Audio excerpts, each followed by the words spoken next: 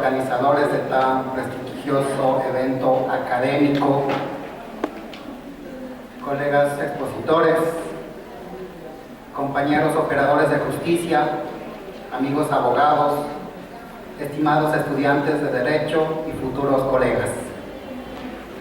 En primer lugar, mi gratitud por estar ante tan selecto público aquí, en la Casa de la Democracia, en este auditorio que lleva nombre de mujer, Matilde Prócer Hidalgo, mujer que siempre luchó por la libertad. Entiendo que nos hemos convocado in situ aquí, quienes nos apasionamos por el derecho penal, por la libertad y por la justicia. El tema objeto de mi disertación precisamente se refiere a la libertad personal que es limitada en los casos de flagrancia en la casuística ecuatoriana. Las estadísticas procesales determinan que cerca del 80% de casos de procesos penales en los cuales existe una persona privada de la libertad, ya sea vía medida cautelar de prisión preventiva o ya sea vía una condena por responsabilidad penal, se originan precisamente en una audiencia de flagrancia. He ahí la trascendencia del tema objeto de esta disertación. La primera idea que tenemos todos quienes nos hemos abocado aquí cuando hablamos de flagrancia es una persona privada de la libertad. Una persona privada de la libertad por la comisión de una conducta penalmente relevante, típica, antijurídica y culpable. Ahora bien, para aterrizar en el tema, ¿qué es la libertad? ¿Será que tenemos una definición de lo que es la libertad? ¿Un ámbito conceptual? Pues claro, a través de la historia, la libertad ha sido el fundamento del desarrollo humano, jurídico, social y político de los pueblos del mundo. Su trascendencia ha sido vasta. Y así, en nuestra Constitución, en la Constitución de Montecristi, la libertad está establecida como un ideal. En el preámbulo de la Constitución está establecida como un derecho fundamental, un derecho humano, artículo 66 de la Constitución de la República. Y además existen una serie de garantías, políticas públicas, garantías normativas y garantías jurisdiccionales que irradian la protección de este derecho fundamental, que per se es el derecho y el bien jurídico más importante en nuestra estructura constitucional después del derecho a la vida. ¿Qué será unas 10? Ahora bien, la libertad tiene ciertos enfoques, ciertos aristas. En el ámbito de una medida cautelar, de una aprehensión en situación de flagrancia, lo que se limita es la libertad personal en el ámbito de la libertad de circulación o libertad deambulatoria, ¿verdad?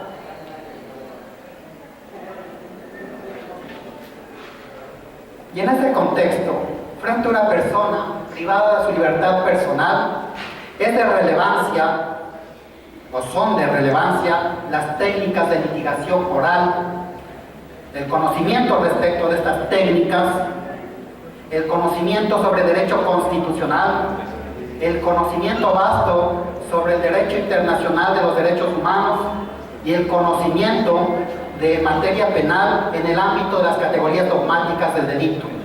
Desde estas esferas podemos hacer una defensa técnica adecuada.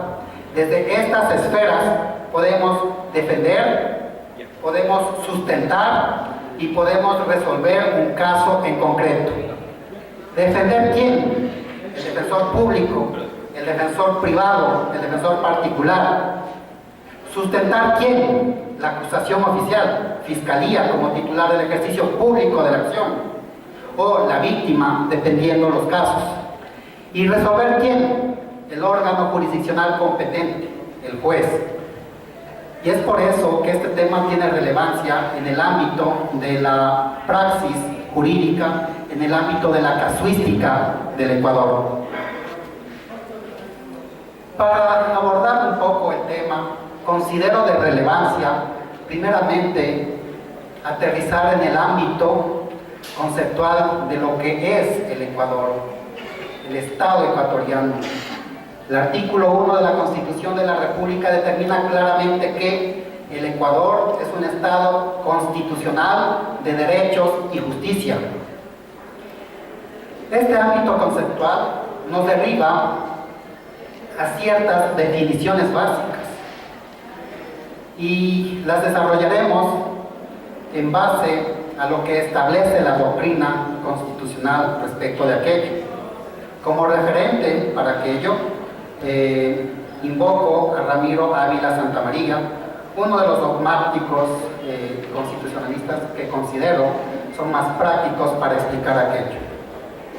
¿Por qué el Ecuador es un Estado constitucional? Porque la Constitución de la República determina el contenido de la ley, el acceso y el ejercicio de la autoridad y el ejercicio del poder como tal. Por eso el Ecuador es un Estado constitucional. Ahora bien, Ramiro Ávila Santamaría también refiere algo, que el Estado constitucional determina que exista una constitución material, orgánica y procedimental. ¿Por qué una constitución material? Porque en ella se plasman aquellos principios que encarnan derechos constitucionales, principios constitucionales que deben ser materializados como fin último del quehacer estatal. Y en este contexto, en relación con la libertad, en relación con los casos de flagrancia, se materializan estos derechos, estos principios. ¿Cómo se materializa en la Constitución? Materialmente aquello. Artículo 66, numeral 14 de la Constitución de la República. ¿Qué nos dice dentro de los derechos de libertad? Que todos los ciudadanos tenemos el derecho a transitar libremente por el territorio nacional y escoger nuestra residencia, así como a entrar y salir libremente del país. Derecho que evidentemente será limitado si estoy en situación aprendido, en situación de flagrancia o con una medida cautelar privativa de libertad. Y en torno a la flagrancia, principios constitucionales, derechos de protección, artículo 77, numeral 1 de la Constitución de la República, que se refiere a los principios constitucionales en los casos de medidas privativas de libertad. La privación de la libertad solo debe ser ordenada en base a lo establecido previamente en la ley, principio de legalidad. La privación de libertad es el último mecanismo en cualquier situación procesal, principio de excepcionalidad. Y de forma sui generis, nuestra Constitución recoge como principio para la privación de la libertad el derecho de la víctima a una justicia pronta, oportuna y sin dilaciones, que evidentemente deberá ser ponderado por el juzgador para dictar o no una medida cautelar de privación de libertad. Pero ¿qué nos dice el artículo 77, numeral 1 de la Constitución de la República? Que en los casos de delitos flagrantes no se puede mantener privada de la libertad de una persona por más de 24 horas, principio constitucional que debe ser materializado. Además, refiere el numeral 2 que ninguna persona podrá ser admitida en un centro de privación de libertad sin una orden escrita emitida por juez competente, salvo el caso de delito flagrante. Miren, aquí nacen los principios constitucionales que nos derivarán luego en las garantías normativas de lo que es la flagrancia, de lo que es la presunción en situación de flagrancia, de lo que es el delito flagrante como tal. Pues bien, aquí tenemos el antecedente constitucional, el ámbito material de la Constitución, pero también referíamos a Ramiro Ávila al indicar que la Constitución es material, y también orgánica. ¿A qué se refiere esto de que la Constitución es orgánica? Se refiere a que la Constitución determina y estructura los órganos, las funciones del Estado llamadas a precautelar los derechos constitucionales determinados materialmente. En el caso objeto de análisis, la función judicial. En forma y en sentido amplio, los órganos jurisdiccionales en materia penal. En sentido estricto, las unidades de flagrancia o los jueces de garantías penales que realizan las audiencias de calificación de flagrancia. Miren cómo vamos desarrollando este ámbito material orgánico del Estado constitucional. Ahora bien, Ramiro Ávila, al señalar y al indicar lo que significa el Estado de Derechos, Ecuador, Estado constitucional de derechos. La idea del Estado de Derechos nos lleva a dos ámbitos. Primero, a la pluralidad jurídica, el pluralismo jurídico. Y segundo, la importancia de los derechos establecidos en la Constitución de la República. En el ámbito del pluralismo jurídico, hoy por hoy, en la estructura normativa del Ecuador, coexisten varios sistemas jurídicos. El sistema ordinario, las normas jurídicas que todos conocemos, el sistema internacional de derechos humanos, la justicia indígena, ¿verdad? Y estos sistemas jurídicos coexisten en la estructura del Estado de Derechos, en la estructura constitucional ecuatoriana. Y en ese ámbito del pluralismo jurídico derivado del Estado de Derechos, en el tema que nos ocupa, nos corresponde mencionar e invocar aquellas normas que integran el bloque de constitucionalidad, que garantizan la libertad de las personas, que determina una serie de garantías procesales para evitar la arbitrariedad y la ilegalidad en las actuaciones estatales al momento de aprehender a una persona, al momento de detenerla y al momento de someterla al poder punitivo del Estado. Pues bien, normas que integran el bloque de constitucionalidad. ¿Cuáles? Declaración Universal de los Derechos Humanos. Artículo 3. Todo individuo tiene derecho a la vida, a la libertad y a la seguridad de sus personas. Artículo 9. Garantía. Nadie podrá ser arbitrariamente detenido, preso ni desterrado. Y en el mismo sentido, el artículo 13 de la Declaración Universal de los Derechos Humanos determina el derecho a la libertad deambulatoria, a la libertad de circulación. Toda persona tiene derecho a circular libremente y a elegir su lugar de residencia en el territorio de un Estado. Toda persona tiene derecho a salir de cualquier país, incluso del propio, y a regresar a su país. Otras normas que integran el bloque de constitucionalidad. Declaración Americana de Derechos y Deberes del Hombre. Artículo 1. Todo ser humano tiene derecho a la vida y a la libertad. Artículo 25. Nadie puede ser privado de su libertad sino en los casos según las formas establecidas por las leyes preexistentes. Principio de legalidad, legalidad procesal, ¿verdad? Todo individuo que haya sido privado de su libertad tiene derecho a que el juez verifique sin demora la legalidad de la medida y a ser juzgado sin dilación injustificada, o de lo contrario, a ser puesto en libertad. Principio de plazo razonable. Otras normas que integran el bloque de constitucionalidad. Pacto Internacional de Derechos Civiles y Políticos. Artículo 9. Nadie puede ser sometido a detención o prisión arbitrarias. Nadie puede ser privado de su libertad salvo las causas fijadas por la ley con arreglo al procedimiento establecido en esta. Legalidad procesal. Toda persona detenida será informada en el momento de su detención de las razones de la misma y notificada sin demora de la acusación formulada contra ella.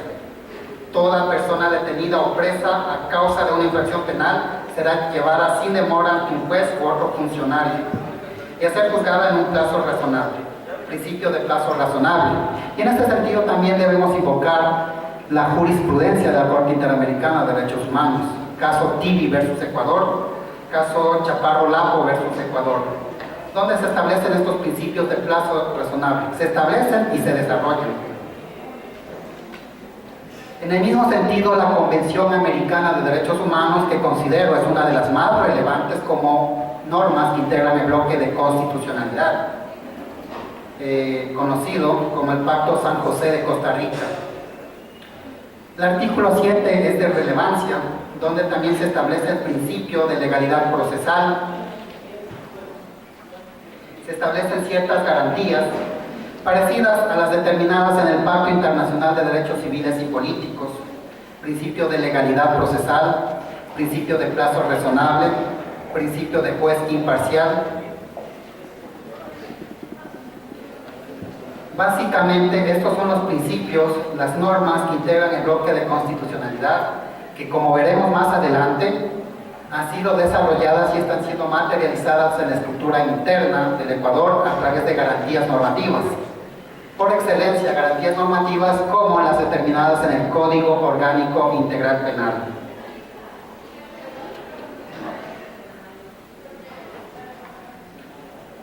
Avanzando un poco al tema, ya hemos analizado un poco lo que es el Estado constitucional, los principios que avalan la libertad, las garantías.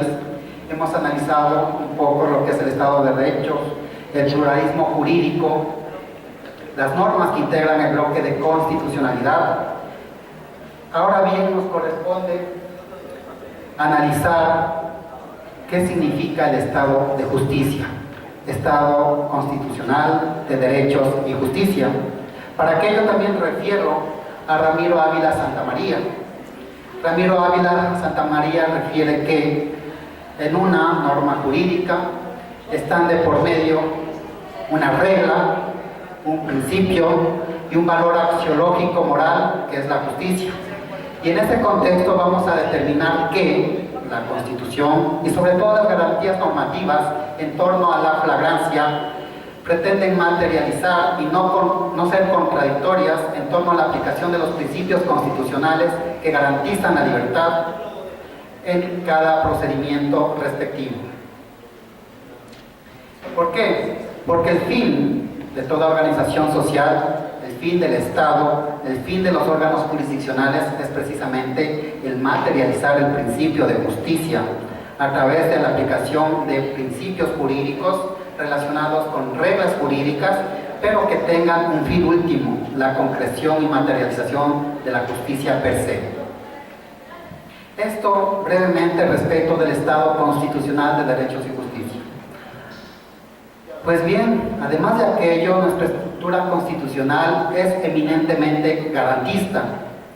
Y aquí debemos hacer referencia a Luigi Ferrajoli, el teórico del garantismo y en especial del garantismo penal. Luigi Ferrajoli establece claramente que dentro de la estructura constitucional existe una serie de garantías para materializar los derechos constitucionales. Así tenemos las garantías normativas. ¿Cuáles son las garantías normativas? Son las normas, las reglas jurídicas que el legislador o cualquier ente con facultad normativa establece para materializar principios constitucionales. En nuestro caso, la garantía normativa por excelencia, el Código Orgánico Integral Penal. También se establecen las políticas públicas. ¿Qué políticas públicas? En el ámbito jurisdiccional. Por ejemplo, el establecimiento de unidades de flagrancia con turnos 24/7, con atención permanente los 365 días del año. Eso es una garantía pública, para garantizar la libertad, para garantizar que una persona no esté detenida sin fórmula de juicio por más de 24 horas. Y por último, existen las garantías jurisdiccionales, en el caso que nos ocupa por excelencia el habeas corpus. Pues bien, tenemos una constitución netamente garantista y desde ese ámbito nos corresponde ya aterrizar en lo que es la flagrancia. Y vamos a ver cómo lo dicho precedentemente tiene relación muy directa con lo que es la flagrancia. Pues bien, Debemos analizar la flagrancia desde el ámbito teleológico o literal, desde el ámbito etimológico y desde el ámbito conceptual que establece el Código Orgánico Integral Penal. Etimológicamente, ¿qué significa la flagrancia? La flagrancia proviene del latín flagrans, flagrantis, participio presente del verbo flagrante, que significa arder, quemar, y se refiere a aquello que está ardiendo o resplandiendo como fuego. El fuego, que es el resplandor, que es algo muy evidente, ¿verdad? Pues ese es el ámbito etimológico de lo que es la flagrancia. Ahora bien, en el ámbito del derecho, nosotros le damos cierto sentido, cierto significado a ciertos términos, frases o palabras, ¿verdad? No es lo mismo, por ejemplo, que yo hable de auto a una persona que no maneje la ciencia del derecho, porque entenderá como aquel automotor que circula por las vías. Para nosotros un auto tiene otra connotación, es aquella decisión respecto de un incidente dentro de un proceso, ¿verdad? Entonces vemos cómo el derecho da ciertos significados desde un punto de vista teleológico y a veces literal a ciertas palabras, a ciertas frases, a ciertos términos. Y eso es lo que ocurre con la flagrancia en el derecho penal. Y en ese contexto toca analizar el ámbito conceptual de lo que es la flagrancia en el Código Orgánico Integral Penal. Para eso nos remitimos al artículo 527 del Código Orgánico Integral Penal, que dice: se entiende que se encuentra en situación de flagrancia la persona que comete el delito en presencia de una o más personas, o cuando se la descubre inmediatamente después de la supuesta comisión, siempre que exista una persecución ininterrumpida desde el momento de la supuesta comisión hasta la aprehensión. Asimismo, cuando se le encuentre con armas, instrumentos, el producto del ilícito, huellas o documentos relativos a la infracción recién cometida. Este ámbito conceptual nos derriba a la doctrina en torno a la clasificación de la flagrancia. La doctrina clasifica la flagrancia en 4 ámbitos.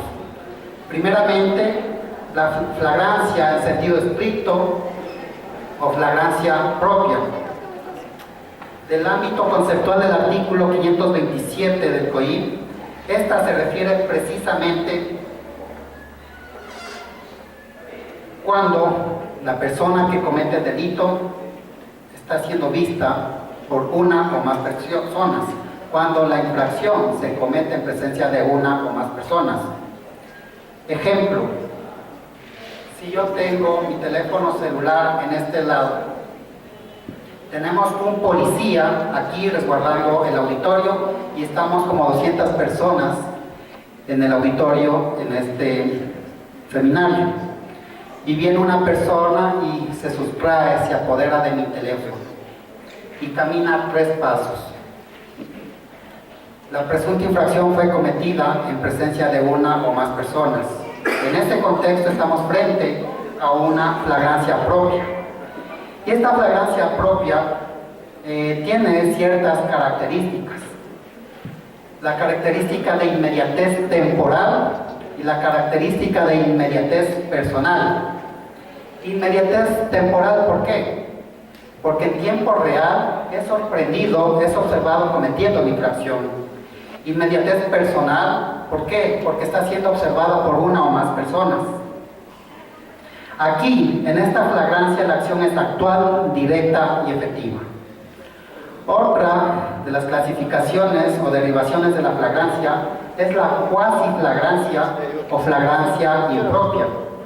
Y según la estructura conceptual del artículo 527 del COIP, se entiende que se encuentra en situación de flagrancia la persona o aquella persona a quien se la descubre inmediatamente después de la supuesta comisión, siempre que existe una persecución ininterrumpida desde el momento de la supuesta comisión hasta la aprehensión. En esta flagrancia el hecho ya se ejecutó. Aquí también existe inmediatez temporal y personal, pero además la situación de descubrimiento. Pero aquí existe una condición, que exista una persecución ininterrumpida, sin perder de vista al sujeto activo de la infracción. Un ejemplo de cuasi flagrancia o flagrancia impropia. El mismo ejemplo del teléfono celular. El teléfono celular está in situ, la persona, todos estamos distraídos viendo la exposición de otro compañero, y llega una persona, el sujeto activo, se sustrae el teléfono y no nos dimos cuenta, y le vemos ya en la puerta de salida y el teléfono timbró, y por eso nos damos cuenta que se está llevando el objeto, ¿verdad? Entonces aquí hubo una persecución interrumpida hasta el momento de la aprehensión. En este caso estamos en una situación de cuasi flagrancia. Ahora bien, la flagrancia por identificación. En este caso, el sujeto activo ha escapado, pero se da la identificación del sujeto inmediatamente después de la comisión del hecho delictivo. El mismo ejemplo del celular. Nadie se dio cuenta que llevó el celular, me doy cuenta yo de que ya no tengo mi bien mueble, y solicito que verifiquen las cámaras, y ahí se observa la persona que se sustrajo el teléfono celular. Y empieza igual la persecución, que también debe existir. Y por último tenemos la presunción de flagrancia. En este supuesto el agente no ha sido sorprendido en pleno actuar delictivo, no ha sido perseguido. Sin embargo, es encontrado, el mismo ejemplo con el teléfono celular. Después de 5 horas en el sur de Quito, esta persona que sustrajo el teléfono celular en un operativo es aprendido, y no justifica la procedencia de este teléfono celular, no la justifica. Hacen una llamada y dan con mi contacto, y digo, sí, efectivamente sustrajo mi teléfono. Miren cómo se produce en este caso esta presunción de flagrancia. Obviamente aquí quien investiga, el fiscal como titular del ejercicio público de la acción, determinará cuál sería el tipo penal, si tiene elementos relevantes de un delito de robo, un hurto, o también en el caso de que haya sido aprehendido después de una receptación. Y en este contexto el artículo 527 del Código Orgánico Integral Penal determina el ámbito conceptual de la flagrancia. Y es precisamente este ámbito conceptual que debe ser sometido a control jurisdiccional cuando una persona es aprehendida en situación de flagrancia. De paso, también debemos referirnos a quienes pueden aprehender a una persona que comete una infracción. No solamente un delito flagrante, una infracción flagrante, delitos y contravenciones, ¿verdad? El artículo 526 del COIP establece que cualquier persona, no determina edad, condición, puede aprehender a una persona que ha cometido un delito flagrante, con la condición de que sea entregada de forma inmediata a los miembros de la Policía Nacional. Además de aquello, están facultados para aprehender a una persona los agentes de tránsito, los miembros de las Fuerzas Armadas. Estos últimos con la condición de que entreguen a la persona aprehendida a los miembros de la Policía Judicial. Ahora bien, con estas consideraciones generales de las garantías normativas, de los derechos constitucionales, de las normas que integran el bloque constitucional, que garantizan el derecho a la libertad, el derecho de ser juzgado en un tiempo razonable cuando hay una situación de flagrancia, es de relevancia aquí ya aterrizar en el ámbito procesal de litigación oral de lo que es una audiencia de calificación de flagrancia.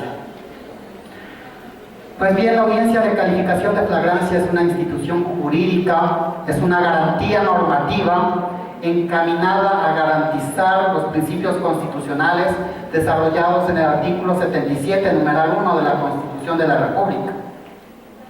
En función del sistema procesal penal vigente, el acusatorio adversarial necesaria e imprescindiblemente la situación jurídica de una persona aprendida en situación de flagrancia deberá ser resuelta en audiencia oral, pública y de contradictorio ante el órgano jurisdiccional competente. Audiencia oral, pública y contradictoria. La excepción a la publicidad de estas audiencias cuando delitos de carácter sexual, delitos de violencia intrafamiliar y delitos contra la estructura del Estado constitucional, artículo 562 del COIP. Todas las otras audiencias son reservadas, son públicas estas audiencias. Reserva también una audiencia de flagrancia cuando está de por medio la situación jurídica de un adolescente, ¿verdad? Donde nos derivamos al Código de la Niñez y la Adolescencia. Ahora bien, la argumentación jurídica que se desarrolla en una audiencia de flagrancia es de relevancia. ¿Para qué? Para la libertad o para la privación de libertad de la persona sometida al poder punitivo del Estado. He ahí la importancia, en este punto, del conocimiento del derecho penal y sobre todo de las garantías que avalan la libertad y sobre todo el conocimiento de las categorías dogmáticas del delito. En una audiencia de flagrancia, en términos generales, existen dos fases. La primera fase, la fase de calificación de flagrancia y legalidad de la aprehensión. Y la segunda fase, ya superada la primera, necesaria e imprescindiblemente, la adopción y la resolución de la situación jurídica a través del procedimiento respectivo. Ahora bien, ¿qué hace el abogado? ¿Qué hace el defensor, la defensa técnica? ¿Qué hace la acusación oficial? ¿Qué hace la víctima? ¿Y qué hace el juez, el órgano jurisdiccional, en la primera fase de la audiencia de calificación de flagrancia? Muchas veces en la práctica, operadores de justicia, abogados, se limitan solo a analizar un tema, verificar si la audiencia está siendo realizada dentro de las 24 horas. No, señores, esa es solo una parte del ámbito jurídico que se analiza, que se discute, que se contradice y que se resuelve en la audiencia de calificación de flagrancia. Pues sí, es el primer ámbito nada más. La audiencia debe ser realizada dentro de las 24 horas desde el momento de la aprehensión. De ahí se deriva la materialización del artículo 77, numeral 1 de la Constitución. Ninguna persona puede estar detenida por más de 24 horas sin fórmula de juicio. De ahí se deriva la materialización de las normas que integran el bloque de constitucionalidad, el plazo razonable, el derecho de toda persona a ser conducido ante la autoridad competente a fin de que decida sobre la legalidad o ilegalidad de la aprehensión. De ahí se deriva la garantía normativa del artículo 6 del Código Orgánico Integral Penal.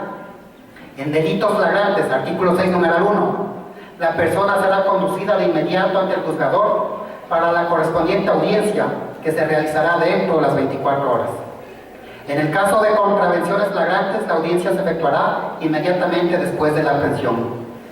Miren cómo se materializa el Estado constitucional de derechos y justicia, ¿no? Materialización de principios constitucionales, materialización de normas que integran el bloque de constitucionalidad, normas que son garantías jurídicas, garantías normativas para garantizar la libertad de las personas. Esto en concordancia con lo que establece el artículo 529 del COIP.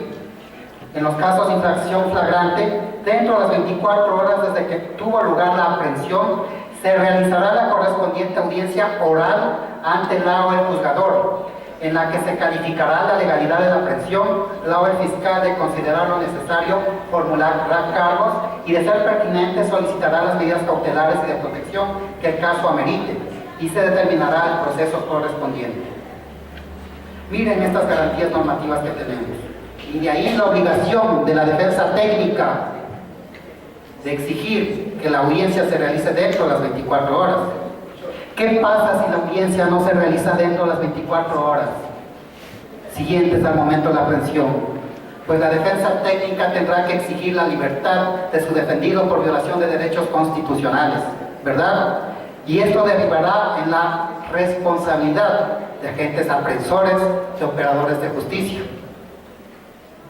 Bueno, en la praxis muy raro se ven estos casos, dado el sistema de gestión actualmente en flagrancia. Creo que no hay casos de estos, pero podrían existir. Entonces, la primera situación que analizo para calificar flagrancia, que la audiencia sea practicada dentro de las 24 horas, desde el momento de la aprehensión. Ojo, no es desde el momento en que se cometió la presunta infracción. ¿Por qué? Porque habíamos analizado lo que es la cuasi flagrancia, ¿verdad? En donde no puede existir la aprehensión inmediata, puede haber existido una persecución ininterrumpida. Pongamos un ejemplo: sustracción de este teléfono celular hoy a las 17 horas 50. En una situación de cuasi flagrancia, que no fue aprendido inmediatamente, pero hubo persecución y le detuvimos a las 0 horas, a las 01 horas del día 5 de octubre. ¿A partir de qué momento cuento las 24 horas para la realización de la audiencia? A partir de las 01 horas, ¿verdad? Y ese es el hierro argumentativo que muchas veces existe. Señores abogados, colegas, cuando estamos frente a un órgano jurisdiccional debemos argumentar, no decir las cosas. Y de eso derivará el éxito, ¿no?, de nuestro caso, del caso que defendamos, de la libertad que defendemos. Pues bien, queda claro, obviamente, en el caso de flagrancia propia, muy seguramente coincidirá la hora de comisión de la infracción con la hora de la aprehensión, y ahí sí, las 24 horas las contaré desde la comisión de la infracción. Pero tengamos presente esto de las 24 horas, cómo se desenvuelve en la casuística. Superado este primer ámbito de la realización de la audiencia dentro de las 24 horas, nos corresponde analizar algo más. ¿Qué nos corresponde analizar? Si en el procedimiento de aprehensión se vulneraron o no derechos constitucionales. ¿Sí? ¿Qué derechos constitucionales? Artículo 77, derechos de protección de las personas privadas de la libertad. ¿Han escuchado ustedes el ámbito de la ley Miranda? Mire lo que establece la Constitución de la República materializando esta teoría. Ley Miranda, caso Miranda contra Arizona, 1966. La evidencia obtenida sin cumplir los parámetros de garantizar los derechos de la persona sometida al poder punitivo del Estado no es aceptada por los tribunales. Artículo 77, numeral 4 de la Constitución de la República. Derecho de la persona privada de libertad. En el momento de la atención, el agente aprensor informará a la persona detenida de su derecho a permanecer en silencio, a solicitar la presencia de un abogado, público o privado de su elección, a comunicarse con un familiar o con cualquier persona que indique la persona aprendida. Estos derechos constitucionales deben ser garantizados y materializados. La vulneración de estos derechos constitucionales determina que la atención es ilegal y la exigencia de la defensa técnica será pedir eso al órgano jurisdiccional. ¿Qué más se analiza en este segundo ámbito de la existencia o no de vulneración de derechos constitucionales? En el caso de las personas extranjeras, ¿cuál es el deber del agente aprensor?